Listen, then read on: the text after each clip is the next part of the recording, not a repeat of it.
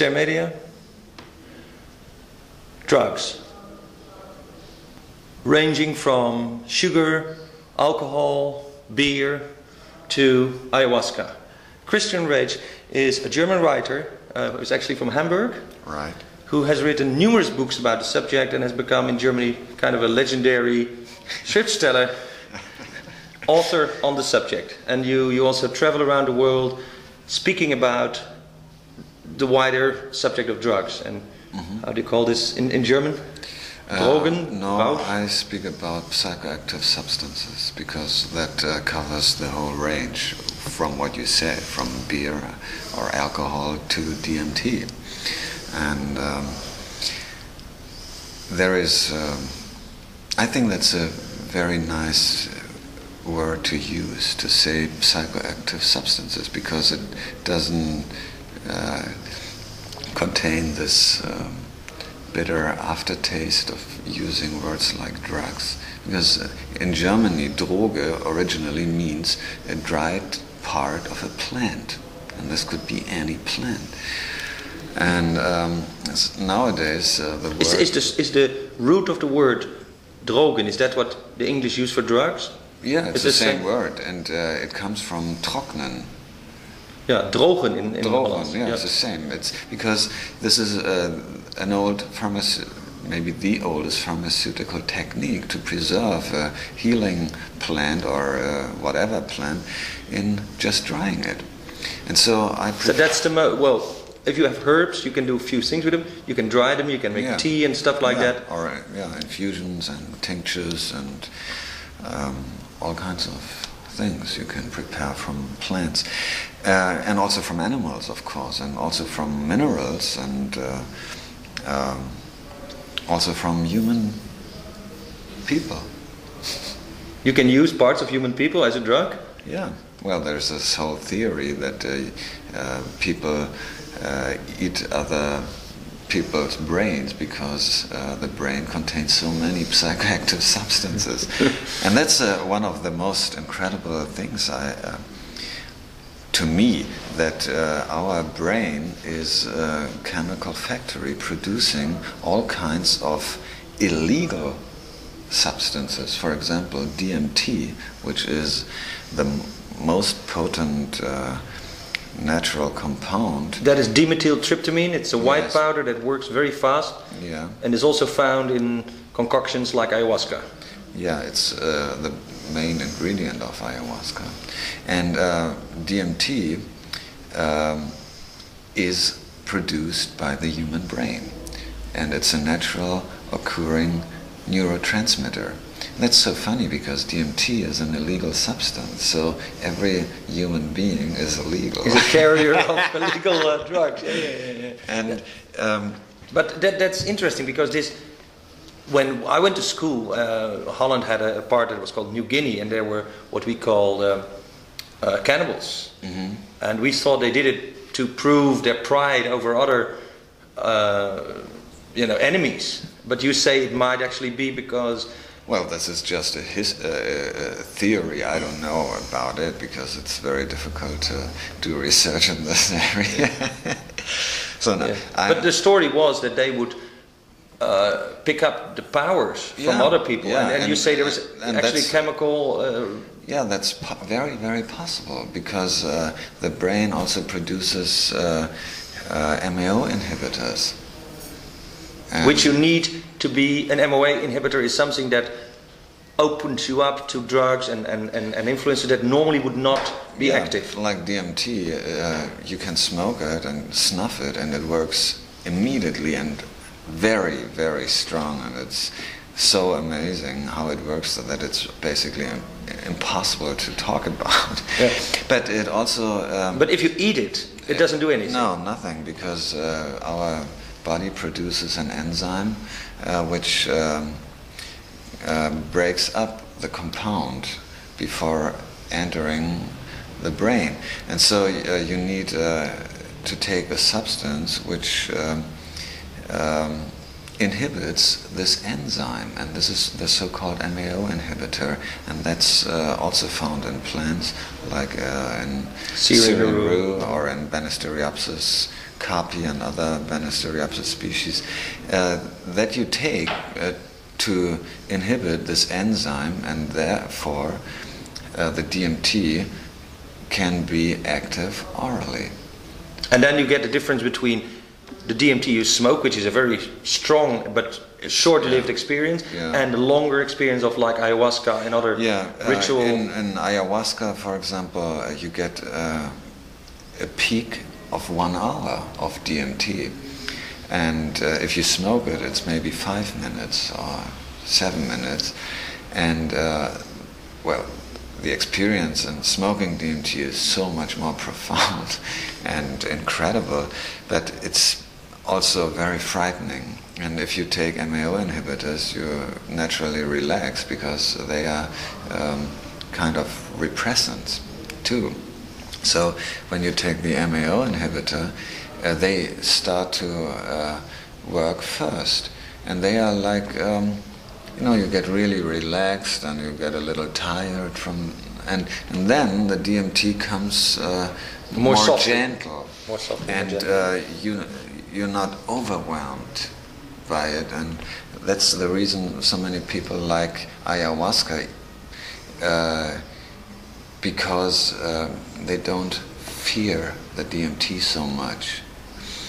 And that's also, I think, the reason why many people prefer ayahuasca to mushrooms, because mushrooms are more DMT-like, and they there is a higher possibility for people to having really frightening experiences, which will be avoided by many people, or they want to avoid that. And that's one of the reasons I think ayahuasca is so widespread in these days. And but still you can have near-death experiences with ayahuasca. Oh, of course. I mean, DMT is very powerful, but actually DMT is basically the same as the mushroom compounds, because if you take psilocybin, the body turns it into psilocin, and psilocin is just a derivative of DMT. Now, psilocybin is the active ingredient in various kinds of mushrooms, what people call magic mushrooms. Yeah, we have now a list of about 130 known species containing high amounts of psilocybin, and they are found worldwide, everywhere. It's totally amazing. There is not a single place on this planet where it's not mushrooms. And would you say they have been used too? Oh yeah, I mean, we only think this was done by the Mexican Indians, but there is coming up more and more evidence that there had been mushroom eating cultures and shamans all over the world. And there's also evidence that Siberian shamans did not only eat the Amanita muscaria, but also other psilocybin Amanita muscaria is what we call Vliegenzwam. Yeah, Fliegenpilz in German, and Flygarrick in English, but most people do not know the English name. That's the first thing people tell you when you go in the woods: don't eat that thing, because the red things are very, very dangerous. It's not dangerous at all. I mean, it's just a belief, and the mushroom is stigmatized and demonized by whom we don't know, but by history. And but today you live in Germany. You're one of the foremost writers on this field. You must feel stigmatized and demonized as being a writer in this culture that does not really approve of drugs. No, I don't feel that, because I know that the things I say are right, and that taking psychoactive substances is essential to be a human. And I pity people who fight against these substances because they lost their chance in life to experience ecstasy and enlightenment. And to me, there is nothing more natural than eating a mushroom. And people saying this is artificial paradise, they do not know what they're talking about, because they eat all kinds of vegetables and think this is natural. And if you eat a mushroom containing brain food, then they say it's artificial. And to me, and they do drink beer, and they do drink wine, and smoke cigarettes, which are in themselves drugs. Very potent, I mean, and very dangerous. For example, if you eat half a cigarette, you die by poisoning from nicotine. If you eat, you can eat kilograms of mushrooms and nothing will happen. I mean, physically to your body. Mm-hmm. There is no toxicity in these. Some people say that if you smoke mushrooms, that it has no effect. Oh, it does. Well. I disagree. It's one way. Well, I don't know if you. Have you done it or not? Yeah, many times. I tried it many times. I know many people who tried it many times, and nobody ever had an effect of smoking mushrooms. Never anybody. If you get effects, you are the first. That's a very strange. I agree. It's very light kind of headed, and you get some kind of. Like being stoned with it, but you don't have the same effect about eating mushrooms. It's completely different. Yeah, but you get like, I would say, I don't smoke, effect. So I don't like to smoke hashish or marijuana or whatever. But I do smoke at times mushrooms, and it gives me a very nice high. Really? Yeah. That's very new. Okay. And. It's not very likely because I think Well, if it contains DMT, it's likely that it works. Yeah, maybe. I don't know. How do you smoke it? Just in a little pipe. Just the mushroom by itself, or mixed with other things? No, just mushroom. Which species? The small Kahlkopfjes, we call them. Oh yeah, Kahlköpfe in German. Yeah. Spitzkegeliger Kahlkopf. Yeah. Okay, well, try it once. Okay. Well, I tried it several times and I never had anything. So. Oh well, I. Okay, yeah. Wonderful. Your latest book is called Urbock, Bier jenseits von Hopfen und Malz. Yeah. That's about beer. Right, and if you look carefully, this is the first book on beer, not showing hops on the cover, but showing hemp on the cover. Because this is a book on beer used as a ritual entheogen. And I discovered that in the beginning of history, beer was a drink used in rituals, and it was a container for psychoactive substances. And you would say that hop contains psychoactive substances? Hops? No, hops is a late invention by Catholic monks. And before, they spiced the beer with hemp, with opium, with belladonna, with thorn apple, datura, brugmansia, with Indian Wait a moment. Are you saying that if you added those substances to beer, you would get a different... totally different effect, of course. This medieval word mead, yes? Yeah. Was that more referring to that use? Mead is just the name for a fermented drink on the basis of honey. And beer is a fermented drink using some kinds of cereals. And both brews are used as preservatives for psychoactive additives. So, well, what kind of proof did you find for this? Oh, there's lots of literature on that. I mean, all the literature on beer you can look through, you find that everywhere people used additives to beer. And they also used like aromatic additives, but I found evidence, and I mean all the proof is in, for almost every known psychoactive plant to be used as an additive to beer. And mostly if they use strong psychedelic additives to beers, that was for religious purposes, for rituals, for shamanic How does this compare to, say, Coca-Cola, which, at least in the beginning, we know for sure that it contained coca leaves? Yeah, it's something like that. You know, in the beginning they did the real thing, and then it became too dangerous for the ruling people, for the church and so forth, and so they suppressed it. And maybe you heard about this purity law, the German purity law for beer, passed out in 1516,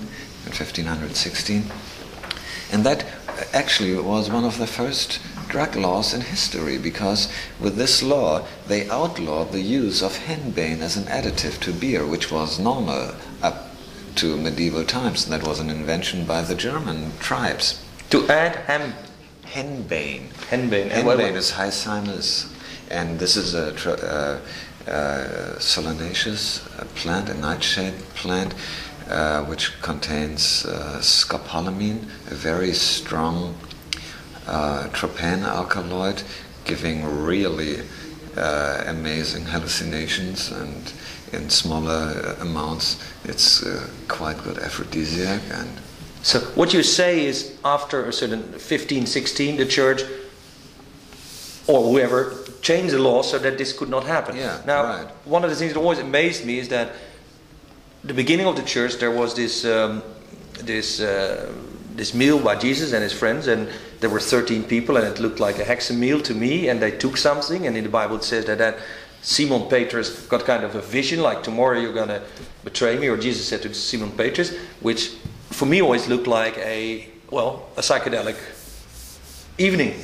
Well, and then the bread they used I don't think so, because if they had a real psychedelic, they would not come up with this destructible religion. Well, we don't know how that came, but what I would have found, this is the ergot theory, that the bread they took actually contained ergot. Yeah, why but not? The funny thing is that but later they got a horror trip, and the church pretends the horror trip until today. Yeah, but later the fabrication of the host of the white bread that is spread was always done under very strict circumstances by virgin and whatever, and it looked like the church really wanted to make sure that bread was not contaminated by potential ergot or LSD-like because fungi. they always everywhere outlawed psychedelic plants. You know, when they invaded Mexico, the first thing the church did was outlawing the use of peyote, of mushrooms, and of several other entheogenic plants. And because but why would the church do this? It's very, very simple. The church wants power, and the church wants the money of the people, and they only can sell their bullshit to them when they restrict their personal experiences of mystical realms or of gods and goddesses. So you see this as a recurrent theme in history, where it's personal experience is opposed by the church experience, but dogmatic. Yeah. Or we tell you what to believe, and this goes through with the Catars and. And if you eat a mushroom, you see a goddess. You know there is a goddess because you saw her, and then you don't have to go into this one of these dark buildings with all these horrible images of tortured people and all this horror trip images, and then you start to understand. Wow. There's a big difference. If there is a mushroom revealing the sacredness of nature, then nature must be sacred. And gods and goddesses are in nature. And this is the opposite view of the church, of Christianity. They say nature is sinful, is bad, and God is beyond nature. So he's not existing, is basically what they say, because there is nothing beyond nature. Everything is nature, and if there is gods and goddesses, then they are nature. I mean, it's so unbelievable what you learn from these plants. You learn that there is the mystery just in front of you, inside you, and you don't need strange people telling you this is all bullshit, and there is only one true God and nobody can see him. But what is then the main motivation for, in the past, the church, and today maybe the law or the chemical industry or whatever? What is their main motivation for keeping the people from this experience? Because they want power and money.